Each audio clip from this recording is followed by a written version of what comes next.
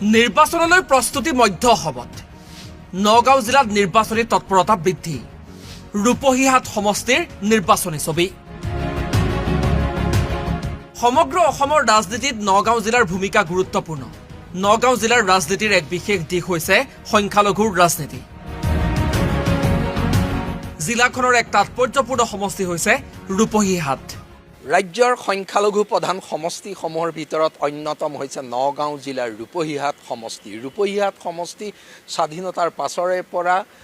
সংখ্যালঘু প্ৰধান হৈ আহিছে ৰূপহীহাট সমষ্টি বৰ্তমান এইবাৰ সমষ্টি পুনৰ নিৰ্ধাৰণৰ পাছত কি পৰিৱৰ্তন আহিছে সমষ্টি পুনৰ নিৰ্ধাৰণে ৰূপহীহাট সমষ্টিৰ হৰণ ভগন কেনেদৰে কৰিলে নতুন ৰূপহীহাট সমষ্টিৰ নিৰ্বাচনী ৰাজনীতিৰ প্ৰেক্ষাপট কেনেকুৱা নতুন ৰূপহীহাট সমষ্টিত কংগ্ৰেছৰ লগত আন কোনে শক্তিশালী ভেটি গঢ়িব পৰাৰ সম্ভাৱনা আছে সকলোবোৰ কথা নিৰ্ভৰ কৰিছে ৰূপহীহাট সমষ্টিৰ ভৌগোলিক পৰিসীমা আৰু জনগাঁথনিৰ পৰিপ্ৰেক্ষিতত ধৰ্মীয় সংখ্যালঘু প্ৰধান সমষ্টি ৰূপহীহাটত পৰিৱৰ্তন আহিল সমষ্টি পুনৰ নিৰ্ধাৰণত সমষ্টি পুনৰ নিৰ্ধাৰণত পূৰ্বৰ ৰূপহীহাট সমষ্টিৰ কিছু অঞ্চল আঁতৰি গ'ল আৰু নতুনকৈ অন্তৰ্ভুক্ত হ'ল আন কিছু অঞ্চল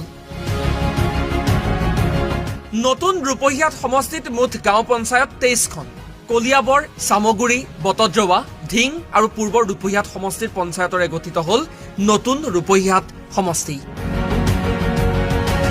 কলিয়াবৰ সমষ্টিৰ পৰা ৰূপহীহাটত অন্তৰ্ভুক্ত হ'ল এখন গাঁও পঞ্চায়ত এই গাঁও পঞ্চায়তখন বৰঘুলি গাঁও পঞ্চায়ত একেদৰে চামগুৰি সমষ্টিৰ পৰা ৰূপহীহাটলৈ আহিল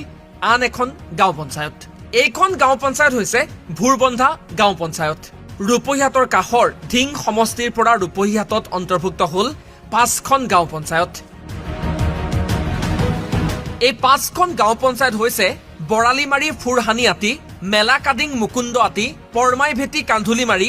দগাঁও ঢিংগাঁও আলিটাঙনি জামগুৰি আৰু বটদ্ৰৱাৰ পৰা ৰূপহীহাটত সোমাল হাতী যুঁজোৱা গাঁও পঞ্চায়ত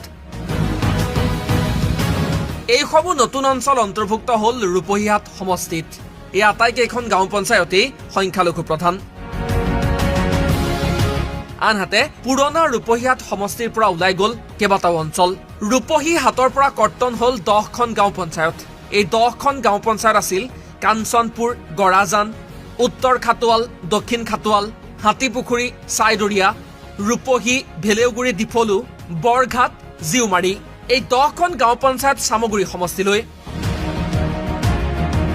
পুৰণা ৰূপহীহাট সমষ্টিৰ বৃহৎ অঞ্চল থাকি গ'ল নতুন ৰূপহীহাটত পুৰণা ৰূপহীহাটৰ 15খন গাঁও পঞ্চায়ত থাকিল নতুন ৰূপহীহাটত এই 15খন গাঁও পঞ্চায়ত হৈছে ফাকলি হাতীপাৰা তিনিচুকীয়া